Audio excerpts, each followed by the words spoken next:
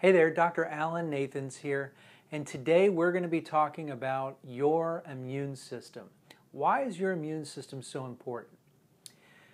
You know, a lot of people think that the immune system is found in the brain, but in fact, the research shows that about 70 to 80% of your immune system is actually found in your GI tract, your gut lining.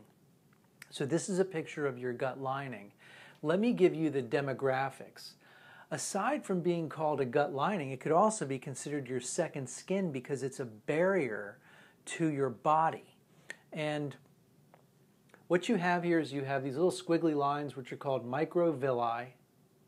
Food particles or chemicals would come through the intestinal wall, and that would then go into these little spaces which are tight junctions, and these are supposed to be very tight together, and so food would then go down in there and then be absorbed into your body and taken everywhere it's supposed to go to build muscle tissue, lymph tissue, pancreas tissue, whatever tissue needs to be built. So I want to give you some examples of what antigens are. Antigens are something that comes in your body and your body doesn't necessarily like it. So what antigens are could be considered chemicals or foods, pathogenic bacteria or parasites or yeasts or toxins. And when these things come into our body and our body doesn't like it, it produces these things called antibodies. And these antibodies act as defenders. So every time that you consume something or ingest or it comes to your body and your body doesn't like it, your body's producing an antibody response or an antigenic response. So it's fighting, and your body's fighting all the time, okay? But your body shouldn't be fighting foreign things all the time to where it gets overwhelmed with it. When it finally gets overwhelmed, that's when we start to get symptoms. So as food comes down through the intestines, your body recognizes it as either friendly or not friendly, and then it can send the alarm out, inflammation processes, what have you, and your body reacts to it in a way where it's trying to protect itself. What happens when too much of this goes on in a negative way is these little junctions, they open up. And so instead of the food going down the tight junctions, these microvilli, they break up and they malfunction, so to speak, so that the food particle just goes straight through. Okay? So there's three different places that this can happen. At the cell itself, in the microvilli itself, and then also in the gut lining, or up here it would look like this. In this is also called a brush border. So this brush border would start to get flattened, and the absorption process wouldn't happen anymore. And so the food or the chemicals would then go through, and they can enter into the general blood supply. And so these are all the examples of food particles that would go through into the general blood supply and really cause a lot of symptoms potentially. So what's exciting is that for me, this is where people come in. They come into my office and they're complaining of all these different symptoms. Symptoms like fibromyalgia or chronic fatigue or irritable bowel syndrome or migraines or eczema or psoriasis. So when these symptoms happen, it means that these microvilli have flattened out and they're malfunctioning. And that only can happen over time. So, also sinus infections. Sinus infections or colds and flus.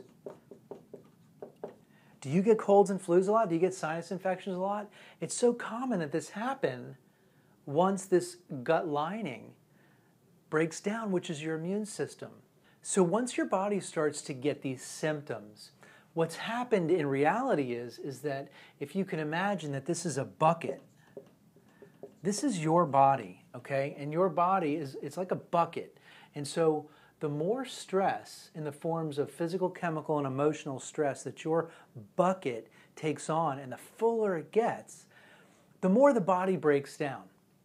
The one thing that we all do during the day is we consume foods. So the question becomes, which foods are causing us problems? That's the big question. And a lot of people want to do elimination type diets to figure this out, but it can take so long to do that. So what we do in our office is one of the first tests to figure out how to reduce, get this stress level down, is to be able to measure what foods are causing problems in your body. And it doesn't mean it has to be foods just like chocolate or sugars or what have you. We know that sugar is bad. We should be eliminating sugar. It causes all kinds of problems. But what we don't know is what healthy foods are causing problems in our body. So that's what I like to do first. I like to test food and a simple blood test to find out what foods are causing your body, specifically causing your immunity, to get challenged so much so that your body starts to get symptoms, and the symptoms progress into disease. So people come to me when they're like this, when their bodies start to break down, and the doctors that they've been going to don't seem to put two and two together, or just don't have the resources. And it's not their fault all the time, it's just that they haven't been trained this way. So in functional medicine, we're trained to look for the root causes, not just to follow the symptom trail, but in order to get off of that medical gerbil wheel that you're on, you have to get to the root causes. This is the first way that you do that. There's other root causes that I like to look for, but to start out, that's always the first one, because it surprises people like crazy when they find out that it could have been chicken, it could be broccoli, it could be sweet potatoes, it could be any food that you're eating that is just insidious. And it happens every time when I sit down with somebody and they find out, oh my gosh, I've been eating this food all along. I thought it was healthy. Just to recap, what I want you to know is I want you to know you've got this term antigens, you've got this term antibodies. The antigens are the things that come in from the outside into your body. The antibodies are the defenders of your body.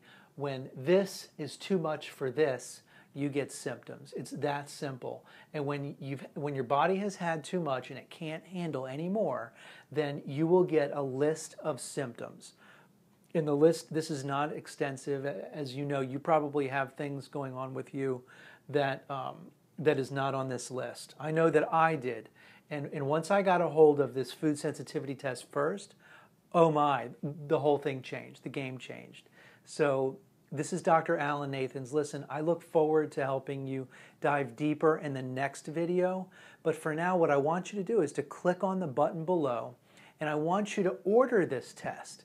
I want you to go watch the next video that's going to show you the details of this test. It's going to show you how to get it, what it's about, why we do it. I'm going to share everything about my story, details about my story that I generally don't share too much. I'm going to share with you in this next video. So I want you to click the video below, and I will see you there.